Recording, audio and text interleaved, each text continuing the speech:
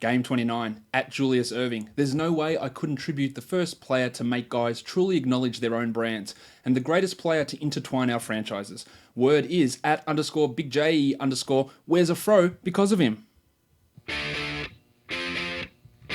You are Locked On Fantasy Basketball, your daily fantasy basketball podcast, part of the Locked On Podcast Network. Your team every day.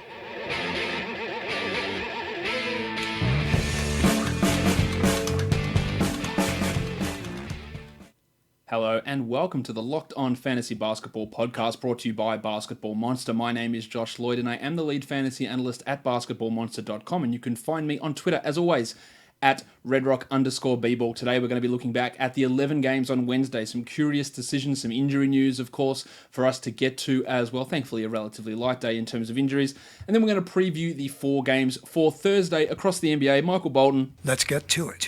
That is a fantastic idea. You know where we're going to start. Monstrous line of the night. It goes to, perhaps controversially, Thad Young of the Indiana Pacers. Young was absolutely fantastic in this game. 25 points in 34 minutes. He hit a 3. He had 11 rebounds, but he supplemented that with 4 assists, 5 steals, and a block with brilliant percentage. 64% from the field and 75% from the line. Young has been the 12th best player over the last week and the 28th best player over the last 2 weeks. Numbers which I didn't think he still had in him. You're really bringing it with the steal numbers, but more importantly, the efficiency. He was at 49% from the field last season. He's shooting 55 over the last 7 games and at 74 from the line. Last season, he was 49 and 60, which really 2 pretty significant negatives in, well, actually the field goal percentage is not a negative, but it's not a huge boost as it is this season, and the steals just keep on keeping on, especially over the last bit of time. He has benefited from Victor Oladipo's absence, but today's game, Oladipo was back, and we still saw big minutes from Young, 34 minutes of them to be precise. And that's also back-to-back double-doubles for Young, but back-to-back 4 assist games. And in fact, in 3 of his last 4 games, he's tallied 4 assists. Now, that's not something that he really does very much at all. So I think we could be looking at that as a little bit fluky, averaged under 2 assists for each of the last 3 seasons. And to be fair, this season he's at only 1.5 assists. But really ramping that up over the last couple of games. And along with many big men in the NBA, they're seeing their assist numbers rise. So he's putting up strong value. I'm not necessarily convinced that it's going to stick at this level, the efficiency. Even that sort of playing time where he's averaged 35 minutes a game over the last 4, I'm not sure that's going to stick. But for now, you add him in 12-team leagues, you see where it goes, and he's especially helpful if you are looking for those steals because he is a real specialist in that area. Let's move on to the next one. Waiver wire line of the night. It goes to Nemanja Bjelica of the Sacramento Kings. We know that Bjelica was one of the hottest free agent ads at the start of the season. He's dropped down to 34% on Yahoo because the numbers had really dried up. But today he played 29 minutes. He had 25 points with 4 triples, 5 rebounds, 3 assists and 2 blocks. So contributed right across the box score. He is still a top 100 player for the season, but over the last 2 weeks, outside the top 120, and the minutes have dropped under 24 per game there. He's still shooting really well, 55%, by far a career high, 88 from the line, by far a career high as well, and doing it while only shooting 32% from 3. So it's not like fluky, unsustainable shooting. The 2-pointers probably are 71% over those last 7 games. That's unlikely to stick. I look at Bjelica more as a 14 to 16 team league player whose minutes were definitely declining prior to these games. He had a couple of decent performances when Marvin Bagley was limited with his back. But a guy that has been great value for the Kings, but I'm not sure that the 12-team league value is necessarily going to stick with Bjelica despite this performance. You could stream him, you could have a look to do that. They're basically eliminating Justin Jackson out of the rotation now. Only 8 minutes in each of the last 2 games, and that's giving some more minutes to Bjelica there also, because they were playing Jackson as a bit of a small ball 4 when, of course, Bjelica is a superior player. And Bagley's still getting his high 20s in terms of minutes, which is useful. We would prefer a little bit more for Bags. But at this point, I think we leave Bjelica on the waiver wire in most scenarios, unless it's really as a stream option. I think that's the best case to look at him. The Deep League player of the night is Furkan Korkmaz of the Philadelphia 76ers. With Jimmy Butler out with that groin injury, Furkan got the start, and he made sure that the Sixers coaches didn't regret it. Now, I always thought it was a pretty dumb... It's in general, especially outside of, say, the top 10, I think it's dumb to decline a rookie option. Now, guys like Jaleel Okafor and those higher picks, Drug and Bender, we're talking with the revised rookie scale, they're pretty big cap hits and a decent chunk of salary. So I understand declining those guys when they're not good. But when you got a guy like Korkmaz who was going to make, $2 million or something in his third season, and you decline that, that's a pretty questionable decision by Brett Brown. I don't know if it was a Brown or Brand. I think it was probably Elton Brand at that point who declined that rookie option. Onto the numbers that Korkmaz put up: 18 points in 35 minutes with 2 triples, 3 rebounds, 6 assists, and 3 steals. Now, when he was drafted, he was very young, stayed in Europe for 1 season. I liked him then. I have soured on him a little bit, but these last couple of games have been super impressive. Back-to-back 18-point games, the 6 assists. I don't know where that came from. A surprise, to be sure, but a welcome one. As were the 3 steals, and he has shot at least 57% in 2 consecutive games, really nailing the threes at a significantly high rate, only 34% on the season. But yeah, going at a strong rate here. As long as Butler is out, you could look to stream Korkmaz. I'd probably be more interested in streaming TJ McConnell or even Landry Shamet. There's just an element of flukiness in what Korkmaz is doing with that high shooting, 58 and 57 in the 2 games from the field.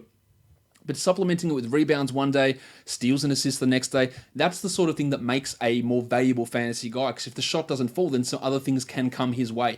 And he played 35 minutes in this start, which I believe is his first career start in the NBA. Yes, it is. So some strong performances. He's had 6 double-figure scoring games this season after having none all of last season. So he's clearly stepped it up, and he looks to be a solid enough rotation player. Not saying he's actually even going to be a rotation guy every night, but he's looked really strong for the Sixers, and he's got some short-term value over these next couple of games while Butler is out, but hard to find a real significant long-term role for Furkan Korkmaz. But rostered in 1% of leagues, so 20s, 18s, 16 teams, you want to have a look at him, get the value while Butler's out. It might be a week or so, we don't know, and see what happens, but I'd prioritize those other guys, like especially McConnell, over Korkmaz in 12-team formats while Butler is out. But again, Korkmaz might actually end up being the better guy out of that group. That's just the way that I would look at it.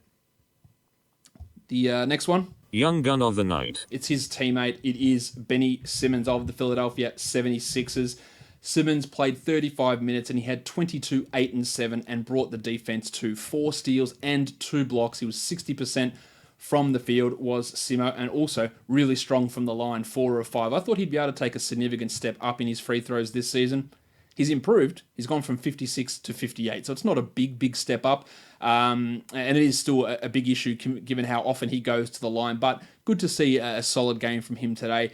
He's still the 31st ranked player this season. The numbers are almost the same as last season. Marginally fewer assists, marginally more rebounds, slightly fewer steals, 0.2 points less per game. Very, very similar numbers. Field goal percentage up as well.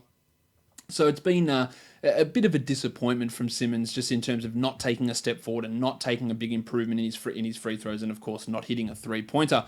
But he's just doing what he does as that second round-ish, probably mid-second round guy in a punt free throw build, which is what you really needed to be going into with Simmons if you were looking to draft him, given his issues there, of course. Guys, today's episode is sponsored by Action Heat. Christmas is just around the corner, 12 days to go until Christmas. Start opening your 12-day advent calendars. I've got a great advent calendar actually from my son, which nothing to do with Action Heat. I'll talk about that in a sec. Action Heat is clothing that is battery heated. Perfect for the winter environs that a lot of you guys live in. Heat on demand at the touch of a button. You can control your own environment with Action Heat. It is engineered to safely and efficiently deliver heat via the heating panel, similar to what you'd find in a heated car seat. They can reach temperatures of up to 135 degrees, powered by rechargeable 5-volt lithium-ion batteries, and they can last up to 12 hours on each charge. You can even charge it while you're wearing it by using a device such as your phone. Perfect for any friend who likes spending their time in the outdoors during these cold winter months. You can get jackets, socks, gloves, hats, or even underwear, including the heated base layer shirts and long johns, staying warm and cozy from head to toe with Action Heat. And we've got a special deal for all listeners to Locked On Fantasy Basketball. You can save 20% off your entire order. Go to actionheat.com/lockedon or use the coupon code at checkout, Locked On, to save 20%. Stay toasty warm while you enjoy all of your outdoor activities this winter with Action Heat, and we thank them for sponsoring this podcast. All right, let's move on to the next award of the day. There weren't too many real dud performances, so unfortunately Jeremy Lamb gets the dud of the night. 35 minutes for Lamb, 13 points, 4 rebounds and 2 assists. And this is one of those things that even I had to catch myself when looking at this. And you look at it and you go, Josh, he scored 13 points. How could he be the dud of the night? But we have to remember when we're looking at fantasy value, 13 points is below average. It's not much below average. Average is for a 12-team league is about 14.5 to 15 points. So 13 points looks, hey, it's good. He didn't score 5 points. 13 points is fine, but it is a below average contribution. And in fact, Lamb's stats for this entire game, every stat except for free throw percentage is below average, and that's why he's your dud of the night. 13, 4, and 2 with a 0-0, and that harmful 4 of 13 shooting from the field. Nothing really to worry about, although over the last 2 weeks, Lamb finds himself outside the top 120. The field goal percentage, which has been pretty strong all season, is still staying at a decent level, but over those last 2 weeks, he's averaging 15-6 with 1.2 steals and 1.2 assists. It's more that those assists have dropped off. He's not really blocking any shots. He's not helping in the peripheral numbers. So when you look 15 and 6, they're nice. But for fantasy, they're just not massively impactful. And when your free throws go from 88%, which is where Lamb is on the season, down to 78.9, well, that's his biggest fantasy impact category, is his free throws. When that drops off by 10 percentage points, then you lose your biggest category and you can drop 40, 50 spots pretty quickly. And that's exactly what has happened to Jezza Lamb here over the last couple of weeks. It just shows you how fleeting ranks and value in that can be and how things can change it so aggressively. And that's why I always like to reference, what is a player's best category? What is their number one category? Is it sustainable to stay at that level? Now, Lamb is a good free throw shooter, but you have an off day in that or an off week in that, and it really drops what you end up doing. And that's the same with things like steals or field goal percentage, or, it's a big case to me. When turnovers are your best category, you're generally going to be subpar in all those other areas, and that doesn't make for a great fantasy option. So, Lamb is your dud of the night. Nothing I don't think to really worry too much about, but it is worth mentioning that those numbers, they have dipped just that little bit over the last couple of weeks. The plus-minus goats of the day, the best and the worst net rating. The best went to Dougie McDirt, a plus 139.5 for the Indiana Pacers. McDirt I think he's had the goat of the night a couple of times on the good side and bad side this season, while he does absolutely jack shit from a fantasy point of view. While the worst net rating went to Zach Collins of the Portland Trailblazers. He was a negative 95 in their game today. So Collins is your worst net rating. Of course, surely nobody is still holding Zach Collins in 12-10 leagues. Again, just another one of those instances where you can look at it and go, well, a guy who's hot at the start of the season and a lot of it seemed unsustainable, like a 6 block and then a 7 of 7 shooting night, not going to continue. Unlikely for his value to remain. And we've seen that from him drop off considerably after that red hot start to begin the season. Let's look at some injuries. Al Horford's got knee tendonitis. He's going to miss the next couple of games. I'm a bit worried here about Horford. I'm not dropping him. I'm not rushing to grab Aaron Baines or Vanilla Tice or even the Rock DJ Robbie Williams in anything outside of deeper formats, but it's a little bit worrisome. This is an ongoing rest-only type of injury for Horford. He was a guy who I mentioned in the Sal High show the other day. And guys, make sure you are subscribing to this podcast, because every day I'm putting out we're calling it the Locked On Fantasy Basketball Fast Break, a 15 to 20 minute show that comes out a couple of hours before the games during the week, covering just quick check-ins and buy low, sell high, waiver wire ads, top 20 players, that sort of stuff. So make sure you are subscribing so you make sure you never miss those Fast Break episodes as well. And I talked about Horford, who was like the 13th best player over a stretch of 3 games, saying that wasn't going to continue, and now this knee injury's come in, which I didn't know about at the time, but it's here at this point, and it is a real concern for him moving forward. The little dog Glenn Robinson's out for a couple of weeks with his ankle. We saw the Duck, Luke Kennard. He started today alongside the Shark, Bruce Brown. Baby Shark, Kennard struggled a little bit. Robinson, of course, needs to be dropped. I don't even think he shouldn't have been rostered anyway, really. But I don't think that Robinson is even going to get back into the rotation when he necessarily returns. And all those guys like Brown and Kennard and Galloway and Stan Johnson, they're more your 14 to 16 team league guys.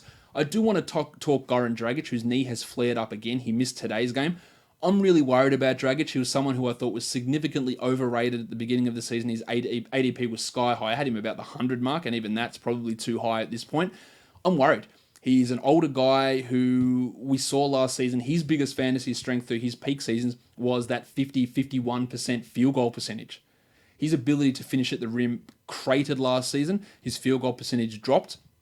And when we talked to the guys at Locked On Heat in the season preview, I think it was Wes that we had on. Actually, might have both Wes and David. I can't remember exactly who was on the show for the preview this season. We talked about what's going on with Dragic. Is this the start of a decline? And we both seem to think yes, it was. His knee's a real worry here to me. I don't think that he is a must roster 10-team league guy at this point. And he's pretty bloody borderline 12-team. I thought fully healthy he might struggle to be a top 100 player, and he's not healthy. I do think it's a significant problem for him moving forward, and it would depend on who I'd be looking to add off the waiver wire, but I wouldn't be considering him an absolute must-hold, must-roster guy. I've got him projected to be the 119th best player from here on out, and so far he's been the 137th ranked guy. That's where I see him, and that's not as valuable a player. This is a guy who's at 41% shooting from the field this season. Yeah, it's really taking a turn, and I think that is knee-related, it's age-related. I'm not really sure it's coming back. Chandler Parsons, he's effectively cooked out another 2 weeks with this knee soreness. I don't think he's going to be getting back into the rotation at any point. Well, JJ Barea suffered an ankle injury. Originally, I thought he wouldn't be able to play on Thursday. He said if the swelling goes down, he's questionable. I don't think on a back-to-back that Carlisle's going to push it. And then the big injury news of the day is Jonas Valanciunas suffering a broken or dislocated thumb. Draymond tried to slap the ball away, knocked his thumb. He was in considerable pain. I would imagine that we're talking weeks, not days here for Valanciunas. He had struggled for it. It was awesome to start the season, struggled for a stretch, started to come back on the last couple of games in a 10-team league. Again, you want to wait until we hear the injury news and timeline and that at this point, but I think you should be considering him a drop guy. And even in 12-team leagues, what's his upside? Maybe top 110? Maybe? Is that worth holding on without an injured reserve spot? Now, people will often ask me, Josh, do I hold on to Valanciunas? I've got an IR spot. Yes. Not Valanciunas, but it's another play. Yes, every single time you do it, you hold them. And then the decision comes when someone else gets injured. Well, which guy is more valuable in there? And then what timing is it as to, does the Valanciunas come out of IR in 3 weeks' time and he's got 1 week left to return? Then you can maybe deal with that 1 week of him on the bench. But if you've got an open IR spot, it's not a question. You just add him into IR. Simple as that. And then when your next question comes up, if someone else becomes eligible, then you decide, okay, who do I drop? What do I do here? Can I deal with this for 3 days, 2 weeks, whatever it is? But if you've got an open, and it sounds simple, but the amount of questions I get about it it's pretty staggering. If you've got an open IR spot, you put the bloke in there. Unless he's ruled out for the season, Damian Jones style, you just put the bloke there. Simple as that. I don't think that should be all that confusing, but apparently it's not something that's common knowledge. So it is important that I do mention that. Guys, if you do have a company that is looking for a new way to reach customers, like the fine folks at Action Heat, you could be mentioned right now. Podcast listeners are 60% more likely to interact with the sponsors that they hear on their favorite podcasts. Our demographic is 98% male and higher educated and higher earning than your traditional media audiences. Have your company sponsor this podcast by emailing me at redrockfantasybasketball@gmail.com. All right, let's swing into the games now. There are 11 of them for us to talk about, so a lot of action to get to here. Some interesting stuff happening across the NBA, as there pretty much always is. The first game of the day was the Milwaukee Bucks falling to the Indiana Pacers 97-113. Giannis was back from that neck injury, only played 31 minutes. He's been slumping a little bit. This is, again, me and Kyle debated this on the podcast in the preseason, saying we didn't see Giannis as a top 1, where he was getting picked at number 1 in some drafts. We didn't see him as even a top 5 guy because we were worried about what Budenholzer would do with minutes and the deficiencies in Giannis's game, like lack of threes and lack of free throws. And I think at this point we have been, we've been proven, well, not right, but we've been justified. Maybe that's, no one's proven right or wrong, but we've been justified in having that caution with Gianni. Brookie Lopez had 15 points and he had the rare 4-3, 4-block combination. He has been a great last round pick, while Bledsoe getting it back on track, 26 with 6 assists and 2 steals. George Hill minutes have gone up, 22 minutes here, only 4 points. Nothing to see there with him outside of deeper leagues. And Malcolm Brogdon, he wasn't great in this one, nor was Chris Middleton. Now, Chris Middleton is the ultimate buy low at this point. Someone legitimately asked me whether they should drop him and whether the Middleton that we saw at the start of the season was fake and this is actually who he is. No, because we've seen it for 3 or 4 years that he is the guy from the start of the season, not whatever's happening here at the moment. Now, there's clearly some tension between Middleton and the organization. I say clearly, let me rephrase that. It appears to me that there is tension between Middleton and the organization. So that could be playing a part of it. So much of basketball is psychological, and performance is psychological in that regard as well. An unhappy environment, shout out to you, Jim Boylan, do not always bring out the best in players. In most cases, they don't. So it is worth mentioning, but I'd be buying real low because, hey, in 2% of the people or leagues that people listen to this podcast, there might be someone who go, well, Middleton's trash, he's not good, that was a fluke, I'm getting rid of him. And you might be able to acquire him for Juancho Hernan-Gomez. That's ludicrous. But you might be able to acquire him for Bojan Bogdanovic. I'm using a player from that same game. Someone on a hot streak. Thad Young. You might be able to do that. You probably won't. But hey, it never hurts to ask. Or sometimes it can. Brogo struggled as well. Nothing to really worry about there. But interestingly, Sterling Brown in ahead of George Hill, ahead of Pat Connaughton, who was out of the rotation, ahead of the big Ragu, Dante DiVincenzo, and ahead of Tone Snell. Something for deep leagues to watch. Onto the Pacers, Miles Turner, man, Jesus, he is on fire. 23 points with 4 triples and 3 blocks. The rebounding numbers did dip, but his usage went sky high, 32% in this game. That's not likely to continue. Oladipo did return, 12, 10, and 6. Good to see him back out there. And with Oladipo back, Tyreek played 15 minutes. If anyone has him in 12-team leagues, you can clearly move on from him. Collison, 3 points with 7 assists for Daza in his 29 minutes. I did suggest that maybe his value would disappear when Oladipo returned. I'd probably hold one more, but he was shit before Oladipo got hurt. He was great when Oladipo was injured, and 1 game sample size means nothing, but it's just trending back to what it was before. While Sabonis is in a little bit of a slump as well, 12, 10, and 3, not suggesting we drop him by any stretch. The other guy who was strong here was Bogdanovic, 16 and 4 with 3 triples. Got to the line still. I'd expect somewhat of a decrease in his performance coming up. Next up, the Brooklyn Nets with a huge win on the road against the Philadelphia 76ers, 127-124. Spencer Dinwiddie dropped 39 with 5 assists and 4 triples. Huge game from him. He's a must-roster player. While quietly, the blue swimmer Alan Crabb, now I shit on this guy all the time because I don't think he's that good, but I'll happily tell you when I don't think a player is good, but when they put up a good performance, because he's a top 70 player over the last week.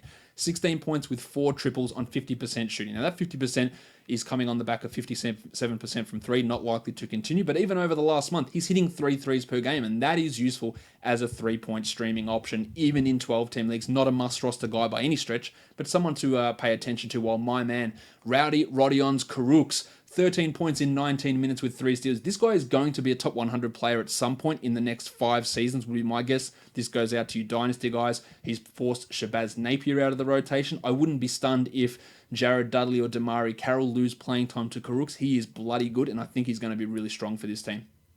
Rondé had 4 steals. That's great.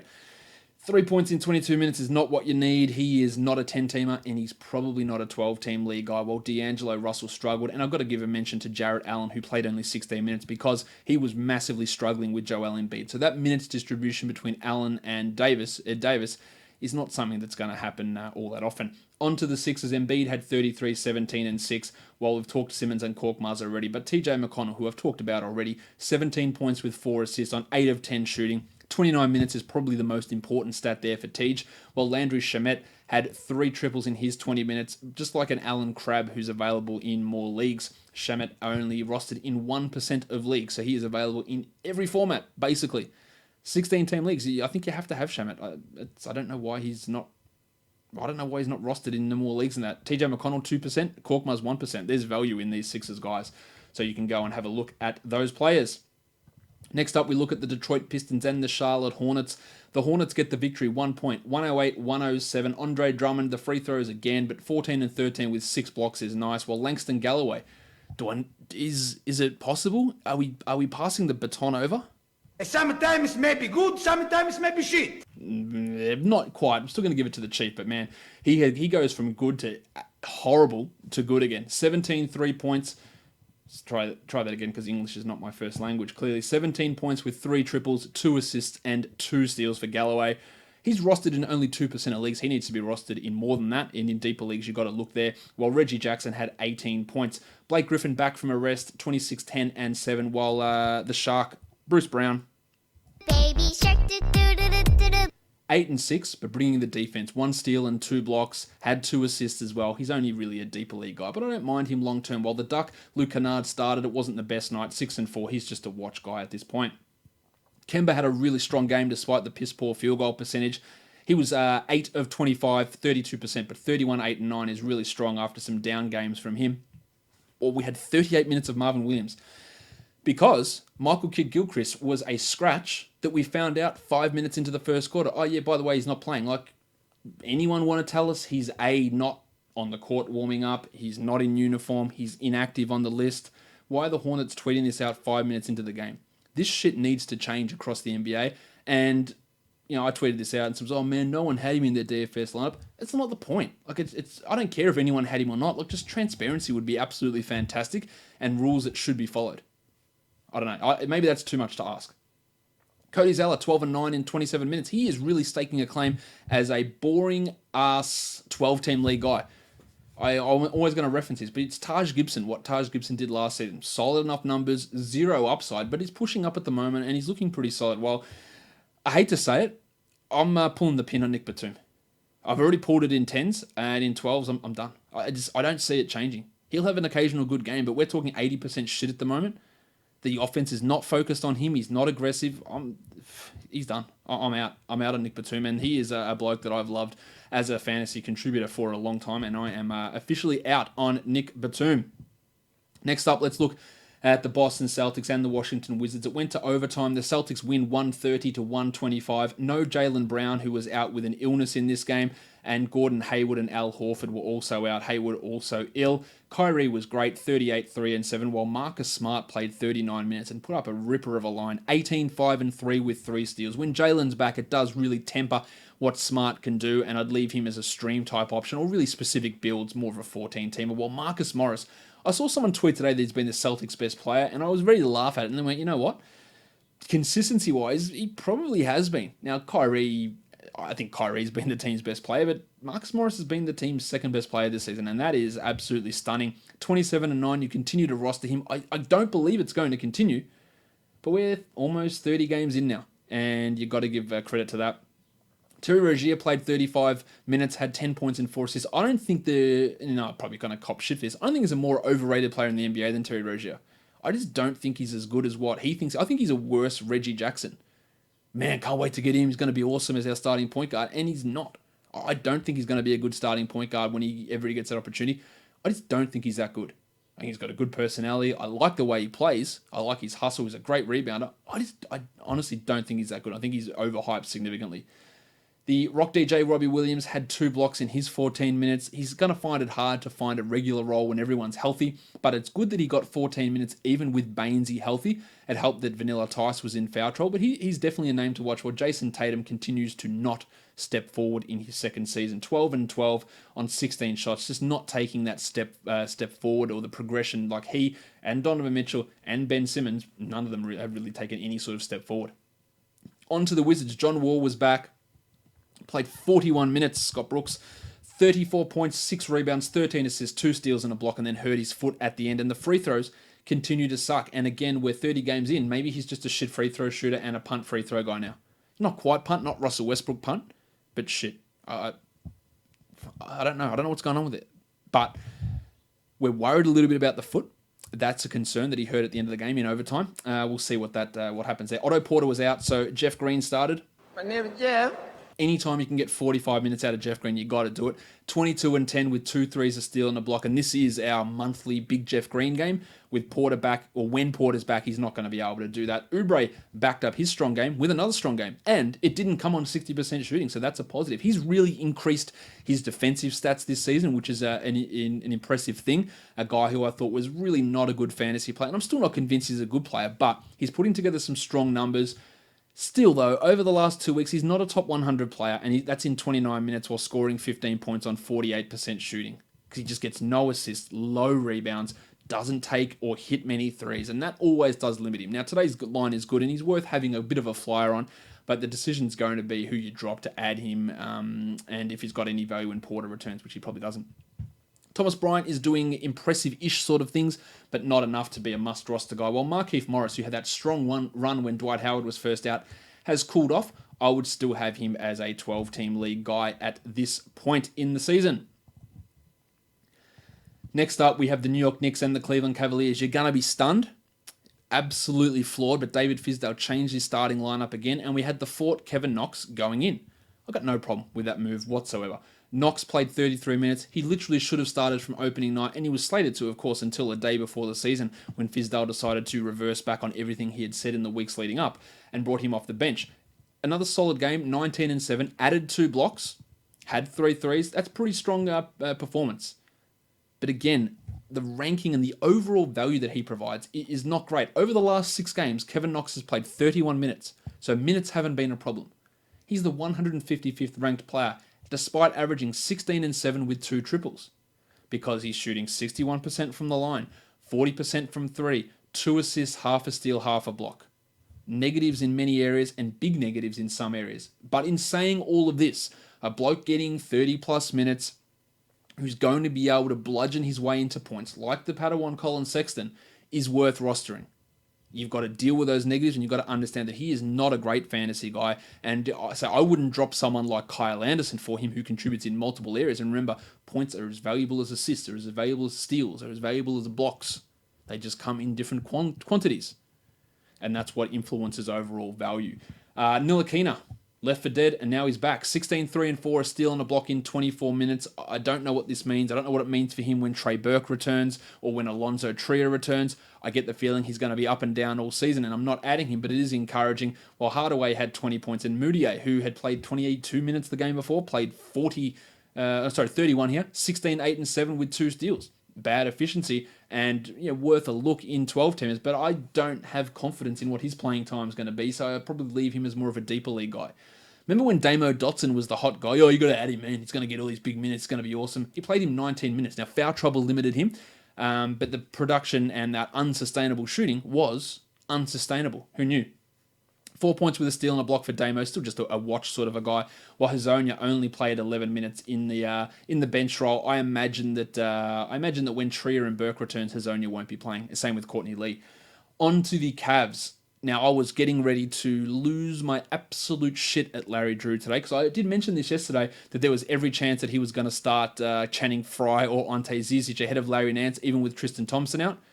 And he did. He started Channing Frye for 100% zero reason. There's no need for it at all. But, as I do preach this all the time, it doesn't really matter if he starts or not if he's playing the minutes. Now, he may not play the minutes every game, but Frye got 15 and Nance got 33, and I can't complain about that. Nance had 3 points, but 11 rebounds, 7 assists, 3 steals, 3 blocks. Thompson's out for the next 4 weeks. Nance should be the guy getting 30 plus a night for the rest of the season. He won't be, but he should be, and he needs to be added in all 12-team leagues. Jordy Clarkson had 28, 5, and 2 in 34 minutes. He's up and down. While Rocket Rodney Hood, low minutes the last couple of games. Had 23 points, so strong shooting in this one, but the minutes are way down, not a 12-teamer. While Alec Burks, turns out maybe he is just that guy that he was at Utah all those years. 1 point in 26 minutes. If you added him in 12-team leagues, I reckon you can move on. Now, someone left a shady comment to me saying that I was biased because I don't call Matthew Dellavedova shit and I don't say that he's the worst player in the NBA. Now, he's not very good. He's clearly not the worst player in the NBA. Luke Cornett played in this game, so there you go. But Daly, what's going on with Daly in Cleveland? 15 points, 3 triples, 4 rebounds, 3 assists, and a steal. I'm not saying we add Dellavedova everywhere, but he's in the rotation now, and he wasn't in Milwaukee. You're looking at him as 18 teamers, but he's rostered in 0% of Yahoo leagues. 0. So, 20 teamers, 18 teamers, 30 teamers. Go and add Daly, because I think he's going to be a part of this rotation. While the young bull Colin Sexton had 19 points on 56% shooting, that's good. But nothing else is. 1 point, 1 triple, 3 rebounds, 2 assists, no other numbers. This is the problem he is. Still a must-roster guy who is rostered in only 64% of Yahoo leagues. Chetty Osman, he's pretty Nick Batumi at the moment. I think I'm done with him. In 10-team leagues, he's toast. In 12-teamers, I'm not holding. I think there are better options out there. I'm just not having the faith in him turning it around at this point. So apologies to you, Chetty. On to the next game, the Oklahoma City Thunder and the New Orleans Pelicans. The Pelicans 118 and the Thunder 114. Paulie George, Russell Westbrook, Dennis Schroeder, and Steve Adams all scored 20 plus or 20 or more points. Georgie had 25, 11, and 5. Westbrook had 26 and 7 with 4 steals and 2 blocks on good efficiency, although can't hit free throws, 2 of 5 from the line, 40%. Schroeder had 24, 3, and 4. And I've got to give props to Dennis Schroeder because we hear all the narratives all the time. Oh man, you ever go play next to Westbrook, your stats drop. Well, for a start off, that's bullshit because Kevin Durant put up pretty good stats. Paul George is putting up pretty good stats, and Dennis Schroeder is actually improved on what he was able to do in Atlanta. Now, some of that is without Westbrook, some of that is with, but he has been able to really step up his efficiency, especially of late. Struggled a little bit in the early part when Westbrook wasn't there, but the efficiency has really taken a step forward. So, not a guy who was a starter and sulked. Came in playing a solid role and is a valuable fantasy commodity at this point. The 74th ranked player overall, and probably someone you should be rostering in all leagues. Not certain it's going to stick all season, but he's been impressive and he's definitely outperformed or outprojected. He's outperformed what I projected he would do this season. Jeremy Grant, he's looking a little thin at the moment. 7-5 in 26 minutes. He is as unexciting as they get. If you want to make a switch for another unexciting stiff white man like Cody Zeller, you can go and do that. I think they're not far off being similar players. On to the Pelicans. Tone Davis went to the locker room and still played 40 minutes. 44-18 with 2 steals and a block, while Solomon Hill brought the defense 3 steals and a block in his 34 minutes. Drew Holiday 20-10. The efficiency for him has dipped a little bit, while Timmy Frazier, the assists stream specialist, also added 9 rebounds and 2 steals, but he is a 12-team league guy, if not just for the assists alone. Well, Julius Randle, man, Matt Smith had a great comment today. I can't remember what the tweet was, but it was something like Julius Randle is the king of making easy things look hard. And that's just how he plays. You just look at him and go, what is he doing? What is he doing? And then it goes in, and it really shouldn't be that complicated.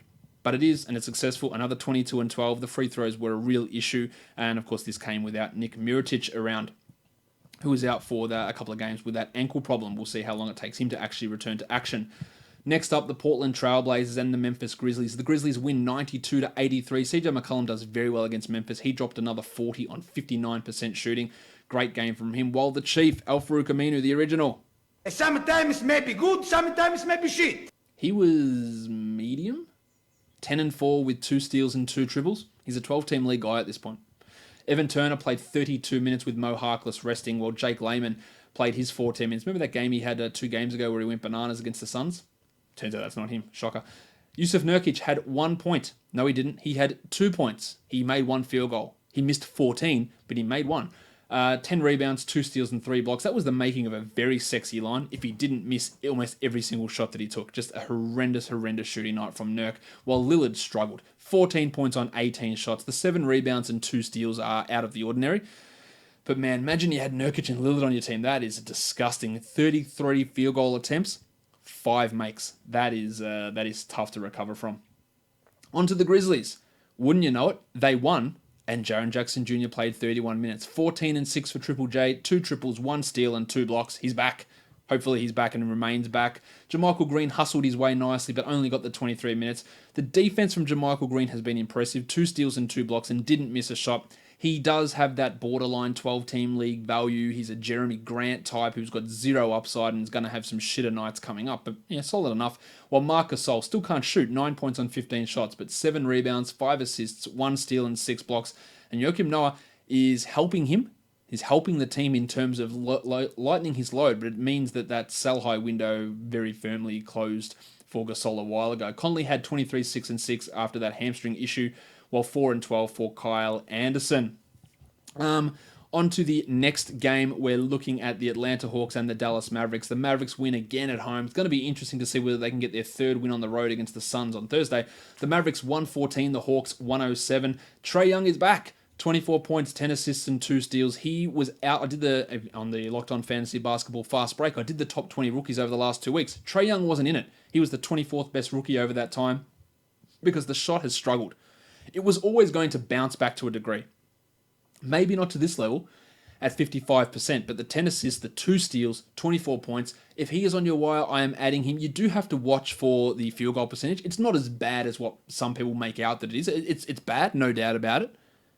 But it is something where I'd be looking to add him and see how this improvement goes. I think he will get better. He's shooting about 28% I think on threes for the season, which is piss poor and is pretty clearly, in my opinion, going to improve as the season goes on. Kent Bazemore's a must-roster guy, at least until the artist formerly known as Torian Prince returns, 22-5-1 with 2 steals, while my man Kevin Huerta, who on that fast break I mentioned was the third best rookie over the last 2 weeks, he just dropped a casual 19-1 with 1 assist, 1 steal, 1 block, 4 triples and played 36 minutes. He is, I believe, a must-roster guy, and is rostered in 2% of Yahoo leagues. So everyone else is just too busy with their hand on their dick in all other leagues to add him. He needs to be added in every single 14, 16, 18, 20, 30 team league, and a good chunk of 12 teamers as well. The Baptist John Collins had 20 and 17, while the Undertaker Dwayne Dedman played 32 minutes and had 9 and 6. Strong numbers from the Undertaker. DeAndre Bembry, 0 points, but 5 rebounds, 3 assists. To me, it's a clear Huerta over Bazemore, over Bembry in terms of those wings there on the Hawks. For the Mavericks, the pencil Harrison Barnes had 25 and 3 with very little else, while Luka Doncic continues to struggle with his shot, but 24, 10 and 6, a steal and a block. Another indication why I'm always happy to punt field goal percentage, because you can just get so many other positive numbers for guys like high usage players like Doncic. We had no Dennis Smith Jr., no Dirk Nowitzki, who didn't make his season debut, and then Barea got hurt. The burner, Jalen Brunson, couldn't keep up that 60% shooting. I don't think anybody would be too surprised there. Struggled a bit here, 5 points in 23 minutes, and it's not really an ad outside of dynasty formats. Wesley Matthews had a shoulder issue, but did return to the game, had 3 steals in his 28 minutes, while DeAndre Jordan, subpar, 11 and 11, man. He just cannot block shots anymore. It's done with him. The next game was a blowout. The Miami Heat losing to the Utah Jazz, 111-84. I don't know. Okay, let's go. First of all, the Hassan Whiteside conspiracy theorist, he'll be back on Friday. I don't think that he's coming back to an 18-minute roll off the bench, and Bam Adebayo is the starter moving forward. Bam, bam, bam, bam. I could be wrong. I don't think I am. There'll be nights where Whiteside sits out the fourth quarter. There'll be nights where he pisses and moans about his playing time. But in general, he is going to be the starting center, in my opinion.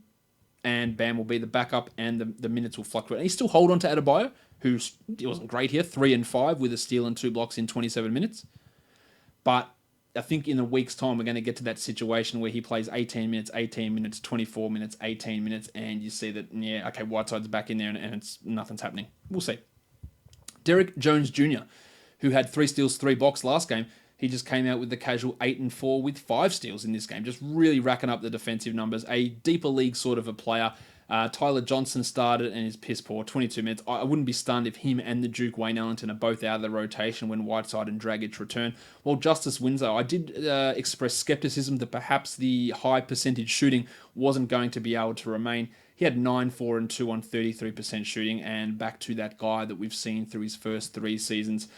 I don't see him as a must roster guy. You can still roster him. Dragic is out, and he's playing. He has been playing well, and it's been a hot streak. I'm just not sure that it continues at that sort of a level. Dwayne Wade also had a stinker in this one. On to the Jazz, the Donovan Mitchell, 21 in 26 minutes, and the Jazz, the minutes were all kept really low. Jay Crowder started over Derek Favors. I don't think there's really anything to take away from this Jazz game. They just pummeled the Heat really early, and they were able to get their big players some pretty significant rest. So, nothing to really talk about there too much with the Utah Jazz. Actually, one thing I do need to talk about with the Heat is Kelly Olynyk, 14 and 8 with 2 steals. Him and Bam are playing very, very well in that front court, and Whiteside coming back is going to have an impact on Olynyk, no doubt. So adding him now might be a little bit too late. But, he's playing nicely, and I think that, again, he'll be preferred to Ellington and Johnson. Play more Winslow at the guard positions, and have him, James Johnson, Hassan Whiteside, and Bam Adebayo soak up all 96 of those front court minutes. With Winslow, Richardson, Scooter Magruder, and Dwayne Wade and Dragic take those guard and wing minutes. Not really a 12-10 league guy, because I think it's going to get squeezed pretty heavily. The next game, the Minnesota Timberwolves lost to the Sacramento Kings, a high-scoring 141-130. Townsy had 19 and 11 with 3 blocks. That's what we want. Wigo had 25 points with 2 steals, but still an unfathomably bad 2 rebounds and 1 assist. At least he shot the ball well. While Dario Saric, this is 2 good games in a row for Saric, 18 and 6 with a steal. I am yet to be convinced that Tom Thibodeau is only going to play his son Taj Gibson 17 minutes a night, but this is 2 nights in a row of 17 minutes. Now, Saric is the better player, in my opinion. He's a good player. Would I add him in 12-team leagues? I probably wouldn't. It would depend on my format and who I'd be dropping. If I had Alan Crabb to pull a name randomly out of the hat, I'd consider it because I just don't really view Hat Crab as a great option. And I'd see where this goes with Sharich, but I don't foresee great numbers for him. Derek Rose continues his quest to be the greatest shooter in the world. 20 points on 62% shooting with 4 assists, but struggled defensively, only played 22 minutes, while Teague had 12 and 13. My name is Jeff. On to the Kings. Yogi Ferrell, out of nowhere. 17 points with 6 assists, 5 of 6 shooting. He could very easily be out of the rotation in 4 or 5 games. That was a weird one. Bagley had 17 and 10, while Bogdan Bogdanovic, 25 and 6. He needs to be rostered in every single league. Budrick had 20 points, while De'Aaron Fox, a weird... only 9 shot attempts for Foxy in this one, 13, 2, and 8. And Cauley Stein had 14 and 8 with 2 blocks. The last game of the night, the Toronto Raptors smacked the Golden State Warriors, and they did it without the fun guy. I'm a fun guy. They also did it with Jonas Valanciunas getting injured. To be fair, the Warriors did have no Andre Iguodala, but Kawhi versus Iguodala, it's a little bit different. Kyle Lowry, slump is over, 23, 5, and 12 with 3 steals. Turns out when a player who is a solid player shoots 20% for 4 or 5 games, it shouldn't be considered real, and that's the case. Serge Ibaka, 20 and 12 with 2 blocks. I think he's going to get some extra playing time, but the guy that we need to pay attention to in deeper leagues... As Greg runs in, we realise this could get dangerous. Ah, yes, Greggy Munro. I think in 16-team leagues, he can have an impact with Valanciunas out. It also gives a bump to the best player in the NBA, Pascal Siakam, 13, 3, and 3 with 2 steals and a block, and continues to impress every single game. While the Jedi, OG Anunoby, hello there. He's struggling in a pretty big way at the moment, 4 and 3 in 19 minutes. I still have faith for him, but it hasn't been great. Freddie VanVleet, credit to him as well, 10, 3, and 2 with 3 steals and 2 triples. With these injuries at the moment, he is providing borderline 12-team value. I'm not adding him in every scenario. Durant had 37 and 5, so a good night from him. But the other Warriors struggled. Just 2 points for Draymond with 7 assists, 2 steals, and 3 blocks. The prototypical punt points guy. While the astronaut Steph Curry, just the 10 points in 33 minutes in a uncharacteristically poor shooting night from Steph. Clay also 14 points on 17 shots. They just couldn't do shit in this game. Kevon Looney is losing playing time to Eunice Jerebko. Still had the defensive numbers, and that's all you want him for. 2 blocks and a steal, and that's the only 12-team league value he's buying, but only 20 minutes, and Boogie's going to be back, I would guess. My guess for Boogie all along has been, I think, the 31st of December or 1st of January, around that time. It still remains to be that time, and then Looney loses a shit ton of value when Boogie eventually gets back into the action. All right, that'll wrap up the action from Thursday's games. Wednesday's games, man, the days, they're all blending into one. Let's talk some DFS by looking at the perfect lineup with DraftKings starting Johnny Wall, CJ McCollum, Nemanja Bjelica, Thaddeus Young, Tony Davis, Kyle Lowry, Jeff Green, and Furkan Korkmaz for a total of $428.75, and that cost $49,600. And on FanDuel, your perfect lineup was Johnny Wall, Spencer Dinwiddie, Korkmaz, Galloway, Bjelica, Jeff Green, Tone Davis, Thad Young, and Joel Embiid, and that was $459.5 for a grand total of $59,600 dollary-doos. All right, guys, let's look at the DFS action for Thursday now.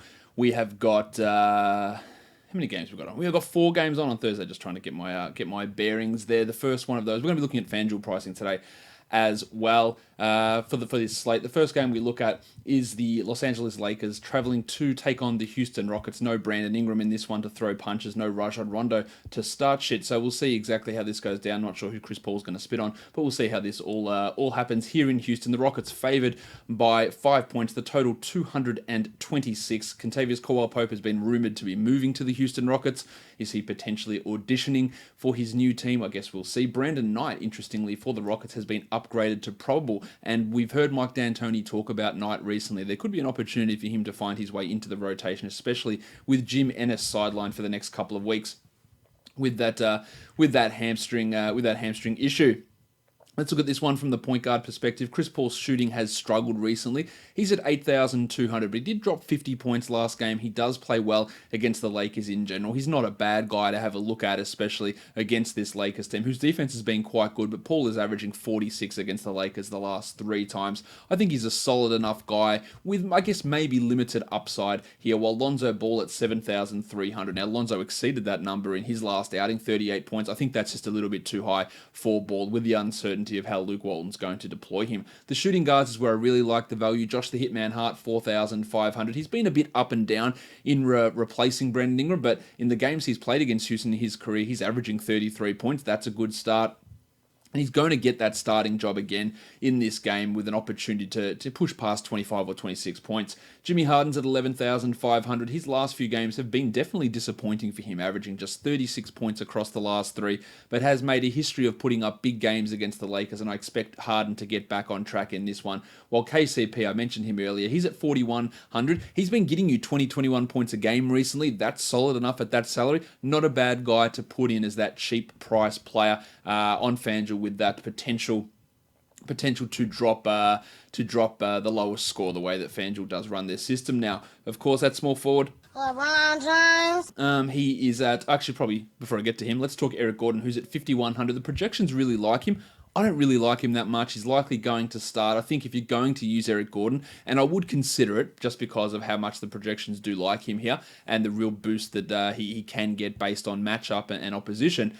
He's only for GPPs. I just don't like what he does alongside Harden and Paul in that starting lineup. As for LeBron, 11,700, I feel like you should feel pretty happy with LeBron as a solid cash play, really, really solid cash play on this limited slate. The other small forwards, you've got Gerald Green, who'd be my interesting tournament guy at 4,100, ahead of guys like Lance Stevenson or Daniel House. At power forward, PJ Tucker, I think we can pretty safely ignore, while the future MVP, Kyle Kuzma, his salary is now up to 7,900, with good reason. His lowest score over his last 5 has been 39 points, averaging 43 over the last 5. Taking all that on board, 7,300 or 7,900 seems like a strong price. I'm not totally there on it, but it's definitely not one that we can totally ignore. JaVale McGee's numbers have been limited, averaging 25 over the last 3, and at 5,800, I wouldn't want to spend that on JaVale, while Clint Capella, 9,100, also feels just a little bit high for Clint, especially with his numbers also reducing, and Nene playing those big minutes last game due to Capella getting in foul trouble. I wouldn't be using Nene or Tyson Chandler in this match, and I don't think that needs a huge discussion at all. Let's move on to, let's have a look actually at how this looks over on DraftKings for this game. I like quite a lot of guys here. Lonzo at 5,600 in a much better spot on DraftKings. The Hitman Josh Hart and JaVale McGee, one of the bigger discrepancies, 4,500 for JaVale, interested on him. Capella, Harden, and LeBron, all strong plays on DraftKings, while Eric Gordon still remains that very interesting GPP upside sort of play. The next game we look at is the LA Clippers taking on the San Antonio Spurs. The Spurs are 1.5 point favorites after the Clippers got thumped by the Raptors last time out. The total is 225. The Clippers are flailing a little bit. They've been on the road quite a bit. Lou Williams is out with a hamstring injury. The Spurs should be welcoming back Davis Bertans as well. He's listed as probable for this game. So interesting that the Spurs are favorites, but some value definitely appearing in this game. Patrick Beverley was terrible against the Raptors, just 5.6 FanDuel points. At 4,600, I'd be happy to go back to that well against him, getting these extra minutes with Williams sidelined. Same with Shai Gilgeous-Alexander at 5,700, but I wouldn't feel comfortable utilizing these guys as cash plays, while Bryn Forbes feasted on the Suns at 43 points he had. That was fantastic. Now, he is still a minimum salary player. So I think you do have to look at Forbesy, but if we look, analytically, if we look unbiased to what Forbes has done, his last 5 games, he's averaged 20 points, and that's including a 43-point performance in there. So the other ones, they were pretty terrible. He is a little bit up and down. The Clippers' defensive backcourt pairing of Shai and Beverley is a lot different to the Phoenix Suns and whatever they tried out, although D'Anthony Melton's quite a good defender. I think you look at Forbes, but you look at him more for a tournament, while Derek White, not sure he's going to remain starting with Davis Bertans back. He was pretty strong in that game against the Suns as well, dropping 26 points, but I think that's a stay-away situation. Shooting guard Avery Bradley, man, he's averaging 9 points the last 3 games. 9 FanDuel points, not even real life points. He has been atrocious. I find it hard to get behind him. Bellinelli not interested, while DeMar DeRozan at 9,600. Prior to that Suns game, which was a really weird game in general, he'd been putting up really strong numbers, averaging 43 over his last 5. I think he can get back to a 40-plus guy, which on a limited 4-game slate is absolutely worth looking at. Small forwards, Rudy Gay's at 6,400, really churning out the big numbers of late, averaging over 30 in his last 5. I feel relatively safe about his floor in this game, while the Rooster at 7,200, Danilo Gallinari, that is, I'd take Gay over the Rooster just because of that price discrepancy. For the power forwards, LaMarcus Aldridge is at 8,400. His last few games haven't quite been there, but a good record against the Clippers. And again, a limited slate, a good matchup would lead me to go back to LaMarcus. I think his roster percentage will be down. And Toby Harris shit the bed against Toronto. Just the 14 points in that one. He is at $8,000. Yeah, I think it's pretty good for Toby. I'd take LaMarcus over him for just $400 more, but I think Toby is looking at a bounce back. While the table, Montrezl Harrell at 6,700. He's been terrible as of late, averaging under 20 points for his last 5 games. I'll let someone else deal with that issue. Jakob Poeltl at 4,100. He's churning out the 20-point games, which makes him an okay cash guy. If you get you that 20, that can actually make up that 4,100 salary. While the Clippers centers between Boban and Marcin Gortat, if you're going to use one, it's for tournament, and it is going to be Boban, but I don't think you should feel confident about any of those centers. Onto DraftKings, I like Beverly, Aldridge, Toby Harris, and Danilo Gallinari, while Shea at 4,700 is an interesting GPP guy. And I think they've reduced Avery Bradley enough where I'd at least consider him for GPPs. He's at 3,500 on DraftKings, and that is obviously a very cheap price for Avery Bradley. Next up, we look at the Chicago Bulls and the Orlando Magic. This game is going to be in Mexico City. The Magic are favored by 4, and the total is 212 points.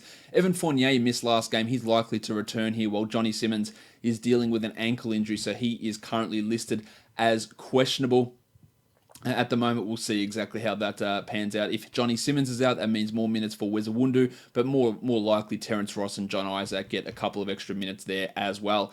For the point guards, DJ Augustin at 4,700 has really been disappointing, but we've seen what players can do against the Bulls regularly. If you want to go revenge game, he used to play for the Bulls. It's a good matchup for DJ. I think he'd just be a tournament sort of a player. While Chris Dunn returns, and he is going to be, his second game back, he's going to remain on the bench, and at 5,400, it would only be tournaments that I'd be interested in using him. Shooting guards, Fournier's at 6,000 and Terry Ross is at 55. I think both of those guys are probably a little bit overpriced, although I'd go with Ross if Johnny Simmons happens to be ruled out, while Zach LaVine at 8,100. LaVine is giving you just 27 FanDuel points the last 3 games. Not great. Clearly, it is a decent matchup for LaVine and limited options available. He is okay to look at, but if you're looking at high price guys, Toby Harris and LaMarcus Aldridge in that $8,000 range, I'd probably prefer those guys over Zach LaVine. Justin Holiday's at 54. His production has also been reduced, and the salary is probably just a little bit too high. Johnny Isaac at 51. I'd like him more for tournaments if Simmons happens to be ruled out. Otherwise, he's a little bit tough to rely upon with his inconsistency. While power forwards, you've got the 2 Bulls guys, Wendell Carter Jr. and Lauri Markkanen at 63 and 6,600 respectively. Both of those guys have been struggling to get to that number on a consistent basis. Power forwards have struggled against the Magic this season for whatever reason, and I think both of those guys would just be tournament guys. While Az Gordon at $8,000 for the Magic, I feel better about using him in cash, especially with the way the Bulls struggle to handle any sort of big men at all. Nick Vucevic, that's why I think he's one of the better plays on the board as a big man, 8,800. We know big men against the Bulls is a great option. This is a great option. Vuce has been killing it regardless, and this should be a 40-plus point performance with realistic expectations to get to 50 or 50-plus. While Mo Bamba at 39. 1, 2, 3, 4, 5. Yeah. Don't really think there's much to see there with Bamba. He was suspended last game and he'll be back in the rotation. But big men against the Bulls, could Bamba come out and put up a big one? That is a real possibility. So just keep an eye on Bamba, and maybe you throw him into one of your GPPs. The DraftKings situation here, Carter at 5,200 is a nice tournament guy. LaVine at 74 is more appealing, and Vooch at 89 also looks pretty good. And the same sort of stuff applies for Augustin, Johnny Isaac, and Terry Ross, while Lowry at 6,500, Lauri Markkanen, probably just a little bit high there for Lowry. Let's go on to the last game of the night, the only game involving a back-to-back. It's the Dallas Mavericks against the Phoenix Suns. The Mavericks, we've got to check the status of JJ Barea. I think it's doubtful that he plays. He got injured on Wednesday. He wasn't able to return. The X-rays were negative there for him in that game that they ended up getting the victory over the Hawks, where Rick Carlisle got himself ejected. So look, earlier in the season, the Mavericks did get beaten by the Suns, and that was pretty weird. I would expect them to reverse that course here, but on a back-to-back, with a team we don't know the status of Dennis Smith Jr. and a team that's won only 2 games on the road, it could be an interesting one here for Dallas, an opportunity here for Phoenix to at least get a victory. Devin Booker is ruled out, so DeAnthony Melton at 6,000. I'm all in on DeAnthony Melton, happy to use him here. Well, Smith at 5,500. Now, if Dennis Smith is available to play, I would smash that at 5,500. Otherwise, Jalen Brunson is going to be our guy to have a look at against this Phoenix team. He's going to have a real opportunity to be a cash lock player. Elie Okobo, he might return from the G League. We don't know yet, but I'm not ready to go in with him yet. At shooting guard, Doncic at 7,400. Happy, it's a great matchup for Donch, so I'm happy to go there with him. 5,300 for Wesley Matthews is more of a GPP guy. We saw Brynnie Forbes destroy the Suns, so anything is possible, and Wes could be a tournament player. McCall Bridges is at 4,800. Booker's absence does help him in this game, but it would still just be for tournaments, while Tony Warren Jr. at 6,400. I think he's a pretty strong cash play, actually, in this one against Dallas on that back-to-back. The 5,700 for Harrison Barnes. He's not living up to it at the moment, but again, this opportunity here against Phoenix could push him over that, but I'd only be looking at Barnesy as a tournament player. Power forwards, you've got Joshy Jackson at 5,500. He was dreadful in that start last game. Now, we don't have any word as to whether Trevor Ariza will actually play in this game after they sat him out without any explanation last game. Could it be they sat him out because it was a back-to-back or because the trade's in place? We just haven't heard word of that yet.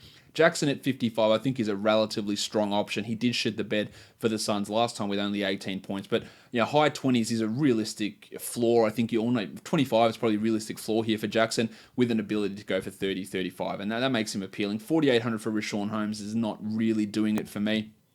And then you got the centers. DeAndre Ayton at 7,400. I like Ayton here in this matchup. I'd be happy to use him in cash, and DeAndre Jordan loves centers against the Suns. 7,200 for DeAndre. I'm happy to go there. I think this is a 35 plus pointer for DeAndre. We may also see Dirk Nowitzki's return. We haven't seen him play yet. He was questionable for today, then was ruled out. So we'll have to see exactly how if Dirk is ready to return to action for his first game of the season. That would be great if we could see him out there. Let's go through the studs and values. On DraftKings, I love Vooch at 8,900. That's going to be a common refrain through these. On DraftKings, the value play, I like Patrick Beverley at 3,600. FanDuel, my stud is Vooch at 88, and my value is the hitman Josh Hart at 4,500. On Yahoo, my stud is Nick Vucevic at 3,600, and my value is DeAnthony Melton at $14. And on DraftStars, is it Nick Vucevic? No, it's LeBron James. A surprise, to be sure, but a welcome one. He's at 19,070. I love LeBron in this one against Houston, while the value is Josh the Hitman Hart at 7,030. That'll wrap it up for today's show, guys. Make sure you're checking out our sponsor, Action Heat, actionheat.com/lockedon for 20% off your order. Follow me on Twitter at redrock_bball and subscribe to this podcast so you never miss an episode. We've got the Locked On, the regular show, which I'm doing now, and those mini shows that I'm doing, which I am going to be calling thanks to I wish I could remember your name. I had it in front of me. Who suggested I call them the Locked On Fantasy Basketball Podcast Fast Breaks? That's what we're going to call them. 15 to 20 minute show, just giving quick fantasy check-ins on teams and doing top 20 lists and stuff like that. So check that out. And the only way to find those is by subscribing and making sure you never miss an episode. Guys, we are done here. Thank you so much for listening, everyone. See ya.